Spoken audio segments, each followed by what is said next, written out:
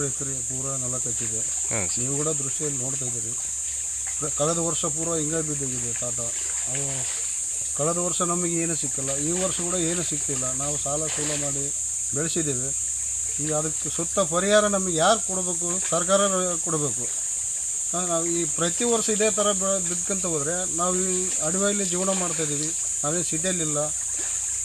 ಪ್ರತಿ ವರ್ಷ ಇದೇ ಥರ ಬಿದ್ದರೆ ನಾವು ಹೆಂಗಿರ್ಬೇಕು ಸರ್? ಹೆಂಗೆ ಬದುಕಬೇಕು? ಮಕ್ಕಳು ಮರಿ ಕಟ್ಕೊಂಡು ಅಂತ ಇಲ್ಲ ಸರ್, ಕೊಟ್ಟಿಲ್ಲ.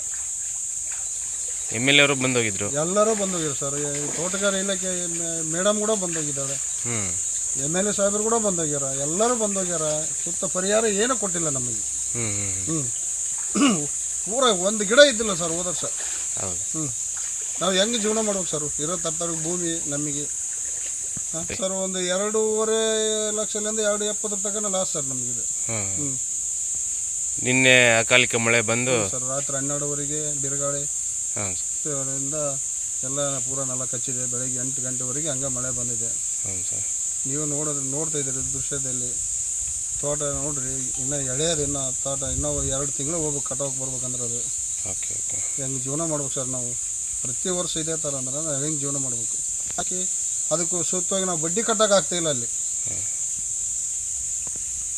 ಸರ್. 1 ಲಕ್ಷ ಮೇಲೆ ಖರ್ಚು ಮಾಡಿದ್ದೀವಿ ಸರ್ ನಾವು. ನಿಮ್ಮ ಹೆಸರು ಸರ್? ಮಾರುತಿ ಸರ್ ನನ್ನ ಹೆಸರು.